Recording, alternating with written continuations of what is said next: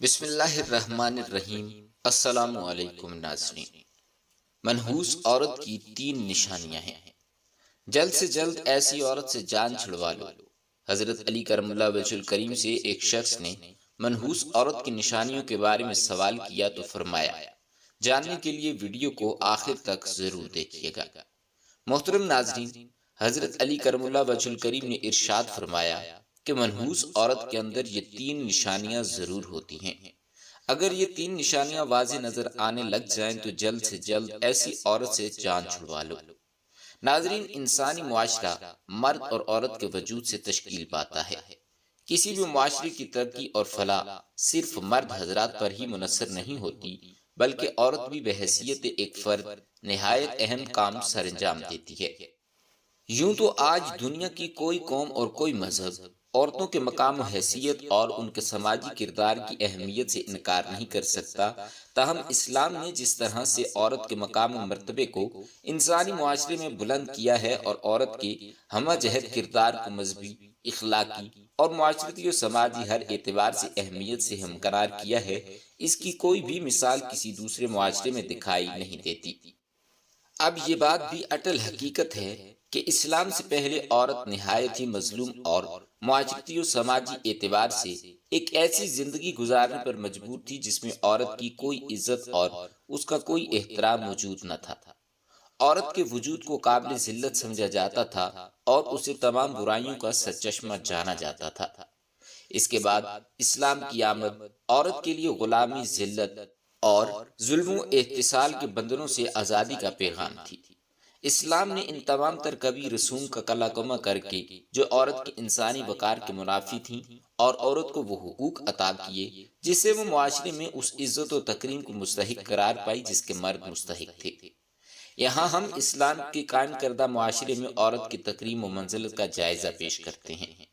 اللہ تعالیٰ نے تخلیق کے درجے میں عورت کو مرد کے ایک ساتھ پیدا کیا اور ایک ہی مرتبہ رکھا۔ اسی طرح انسانیت کی تکوین میں عورت مرد کے ساتھ ایک ہی مرتبے میں ہے۔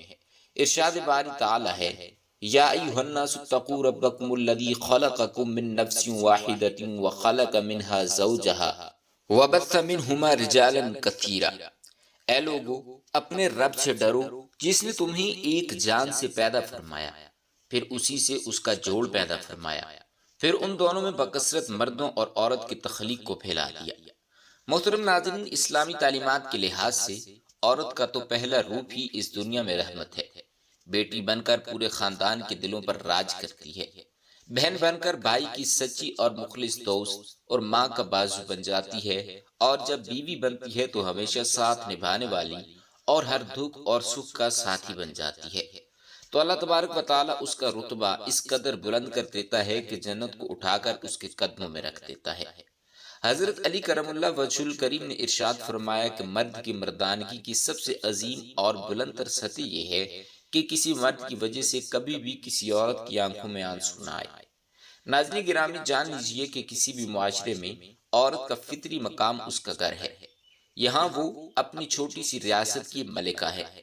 اسلام نے عورت کو وہ مقام اور مرتبہ عطا کر دیا ہے جو کہ کسی اور مذہب نے عطا نہیں کیا۔ اسلام نے مرد کو عورت کا محافظ قرار دیا ہے۔ یہ ہمارا مذہب اسلام ہی ہے جس نے خاندانی رشتوں کی پہچان کروائی۔ اس ویڈیو میں عورت کی کچھ ایسی خوبیاں بیان کی جا رہی ہیں کہ جن سے عورت کا کردار مزید مزین ہوتا ہے، اور ساتھ ہی ساتھ عورت کی 3 ایسی غلطیوں کے بارے میں بتایا جائے گا جن کے سبب عورت کو منحوس قرار دیا گیا ہے۔ اور یہ 3 کام یا 3 غلطیاں جو بھی عورت کرتی ہے وہ منحوس عورت کہلاتی ہے۔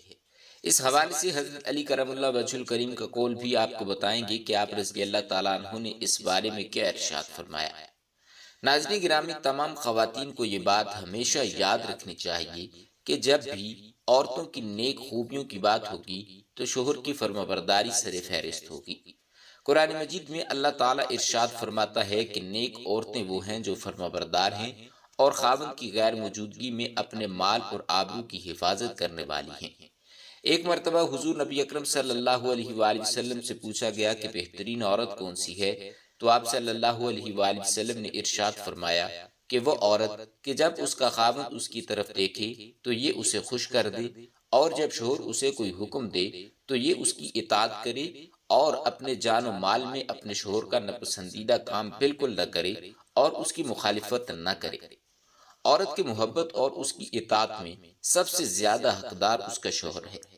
اس اندازہ اس بات سے بخوبی لگایا جا سکتا ہے کہ نماز عبادت کی نہایت اعلیٰ قسم ہے اور سجدہ اس کی چوٹی ہے، لیکن اسلام نے شوہر کا مقام و مرتبہ واضح کرنے کے لیے اتنی اونچی مثال بیان کی کہ سیدنا حضرت ابو ہریرہ رضی اللہ تعالیٰ عنہ سے روایت ہے کہ حضور نبی اکرم صلی اللہ علیہ وآلہ وسلم نے ارشاد فرمایا کہ اگر میں اللہ تبارک و تعالیٰ کے سوا کسی اور کو سجدہ کرنے کا حکم دیتا تو بیوی کو اپنے شوہر کو سجدہ کرنے کا حکم دیتا۔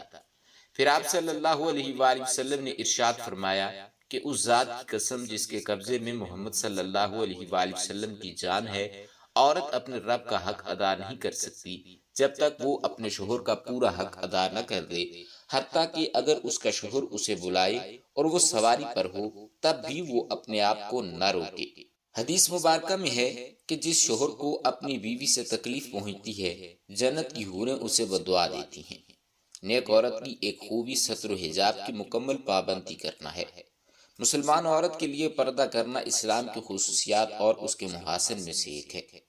پردے میں مسلمان عورت کی عزت و ناموس کی حفاظت ہوتی ہے اور پردہ ایک رحمت ہے۔ اسلام نے عورت کو انتہائی بیش قیمتی متاع قرار دیا ہے، اسی لیے اس کی حفاظت کو خصوصی انتظام بھی کیا ہے۔ زمانہ جاہلیت میں پردے کا کوئی رواج نہ تھا اور یہ صرف اور صرف ایک اسلامی حکم ہے، یعنی اسلام نے پردے کا حکم نافذ کیا ہے۔ خواتین یہ بات بھی جان لیں کہ ان کے لیے اپنے شوہر کی اطاعت کتنی اہم ہے۔ قرآن و حدیث میں اس کی تاکید اس طرح آئی ہے کہ جو کام بھی کرو اس میں اپنے شوہر کی اجازت حاصل کرو۔ اس سلسلے میں چند احادیث یہاں پیش کی جا رہی ہیں۔ نبی کریم صلی اللہ علیہ وآلہ وسلم نے ارشاد فرمایا کہ کوئی عورت اپنے شوہر کی موجودگی میں اس کی اجازت کے بغیر نفلی روزہ نہ رکھے۔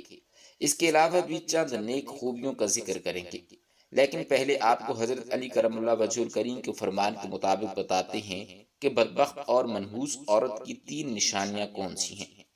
کہا جاتا ہے کہ ایک مرتبہ ایک شخص حضرت علی رضی اللہ تعالیٰ عنہ کے پاس آیا اور عرض کرنے لگا کہ یا علی، وہ کون سی عورت ہے جو گھر کے لیے منحوس ہوتی ہے؟ تو حضرت علی رضی اللہ تعالیٰ عنہ نے ارشاد فرمایا کہ اے اللہ کے بندے، اللہ تبارک و تعالیٰ نے کسی بھی انسان کو منحوس پیدا نہیں فرمایا، مگر افسوس کہ یہ انسان کے اعمال ہی ہوتے ہیں جو انسان کی زندگی کی پریشانیوں میں دھکیل دیتے ہیں۔ تو یہ شخص حضرت علی کرم اللہ وجہ الکریم سے پوچھنے لگا تو آپ نے ارشاد فرمایا کہ گھر کے لیے وہ عورت پریشانی کا سبب بنتی ہے جس کی رگ رگ میں یہ 3 عیب پائے جاتے ہیں۔ پہلا یہ کہ وہ اپنے گھر والوں کی غیبت کرتی ہو، ادھر کی بات ادھر پہنچاتی ہو، جبکہ دوسرا یہ کہ وہ بار بار جھوٹ بولتی ہو۔ تیسرا عیب یہ کہ جو کسی عورت کو منحوس بنا دیتا ہے۔ نبی کریم صلی اللہ علیہ وآلہ وسلم کے فرمان کے مطابق جو عورت اپنے شوہر کے بلانے پر اس کے پاس نہ جاتی ہو تو فرشتے آسمان پر ایسی عورت پر لعنت ملامت کرتے ہیں، اور ایسی عورت گھر کے امن، چین اور سکون کے لیے منحوس ثابت ہوتی ہے۔ ناظرین گرامی، یہ جان لیجئے کہ یہ 3 عادتیں ہیں کہ جو کسی بھی عورت میں ہوں تو وہ اپنے ساتھ ساتھ اپنے گھر والوں کو بھی برباد کر دیتی ہے اور اس کے گھر کی خوشحالی اور سکون کو بھی برباد کر دیتی ہے۔ یہ 3 کام یعنی غیبت کرنا، شوہر کی بات نہ ماننا اور جھوٹ بولنا، یہ 3 کام کسی بھی عورت کو ہرگز نہیں کرنے چاہیے، جبکہ ان 3 کاموں میں سے 2 کام تو ایسے ہیں جو کہ عورتوں کے ساتھ ساتھ مردوں کو بھی نہیں کرنے چاہیے، یعنی کہ غیبت کرنا اور جھوٹ بولنا، کیونکہ یہ بہت بڑا گناہ ہے۔ عورت کے لیے یہ بھی حکم ہے کہ وہ اپنے شوہر کی اجازت کے بغیر کسی کو بھی اپنے گھر میں داخل ہونے نہ دے، جیسے کہ نبی کریم صلی اللہ علیہ وآلہ وسلم نے ارشاد فرمایا کہ جب بھی کوئی مرد کسی اجنبی عورت کے ساتھ خلوت میں ہوتا ہے تو ان میں تیسرا شیطان ہوتا ہے۔ اس لیے عورت کو چاہیے کہ وہ کسی مرد کو اجازت نہ دے کہ وہ اس کے شوہر کی غیر موجودگی میں گھر کے اندر داخل ہو، اور اسی طرح سے ایک مسلمان مرد کو بھی چاہیے کہ کسی اجنبی اور غیر محرم عورت کے پاس اس کے شوہر کی غیر موجودگی میں نہ جائے۔ جیسے کہ نبی کریم صلی اللہ علیہ وآلہ وسلم کا ارشاد ہے کہ کوئی مرد کسی غیر محرم عورت کے ساتھ بغیر محرم کے تنہا نہ ہو، اسی طرح عورت کے لیے بھی ضروری ہے کہ وہ شوہر کی اجازت کے بغیر کسی غیر محرم سے بات نہ کرے۔ اس سلسلے میں ارشاد باری تعالیٰ ہے کہ اے ازواج مطہرات، تم دیگر عورتوں کی طرح نہیں ہو۔